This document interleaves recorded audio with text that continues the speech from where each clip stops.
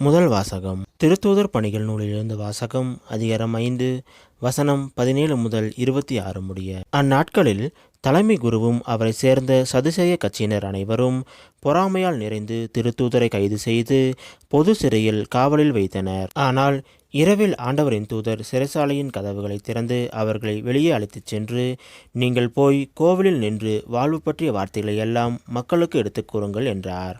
இதை கேட்ட அவர்கள் பொழுது விடிந்ததும் கோவிலுக்கு சென்று கற்பித்தார்கள். தலைமை குருவும் அவரை சேர்ந்தவர்களும் அனைத்து இஸ்ரேல் மக்களின் பேரவையாகிய தலைமை சங்கத்தை கூட்டி திருத்தூதர்களை சிறையிலிருந்து கொண்டு வருமாறு ஆள் அனுப்பினார்கள். அந்த ஏவலர்கள் அங்கு வந்தபோது சிறையில் அவர்களை காணவில்லை. எனவே அவர்கள் திரும்பி வந்து, நாங்கள் சிறைச்சாலையை உறுதியாய் பூட்டியிருப்பதையும் காவலர் வாயில் அருகில் நின்று கொண்டிருப்பதையும் கண்டோம். ஆனால் கதவை திறந்தபோது உள்ளே எவரையும் காணவில்லை என்று அறிவித்தார்கள். இவ்வார்த்தைகளை கேட்ட கோவிலின் தலைவரும் தலைமை குருக்களும் அவர்களுக்கு என்னத்தான் நேர்ந்திருக்கும் என்று மனங்குழம்பி நின்றனர். அப்பொழுது ஒருவர் வந்து, நீங்கள் சிறையில் அடைத்து வைத்திருந்த மனிதர்கள் அதோ கோவிலில் நின்று மக்களுக்கு கற்பிக்கின்றனர் என்று அவர்களிடம் அறிவித்தார். உடனே காவல் தலைவர் ஏவலர்களுடன் கோவிலுக்கு சென்று அவர்களை அழைத்துச் சென்றார்.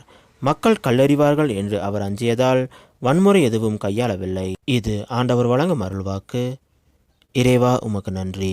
இன்றைய நற்செய்தி புனித யோவான் எழுதிய நற்செய்தியிலிருந்து வாசகம். அதிகாரம் 3 வசனம் 16 முதல் 21 முடிய. அக்காலத்தில் இயேசு நிக்கதேமிடம் கூறியது, தம் ஒரே மகன் மீது நம்பிக்கை கொள்ளும் எவரும் அழியாமல் நிலைவாழ்வு பெறும் பொருட்டு அந்த மகனையே அளிக்கும் அளவுக்கு கடவுள் உலகின் மேல் அன்பு கூர்ந்தார். உலகிற்கு தண்டனை தீர்ப்பு அளிக்க அல்ல, தம் மகன் வழியாக அதை மீட்கவே கடவுள் அவரை உலகுக்கு அனுப்பினார். அவர் மீது நம்பிக்கை கொள்வோர் தண்டனை தீர்ப்புக்கு ஆளாவதில்லை.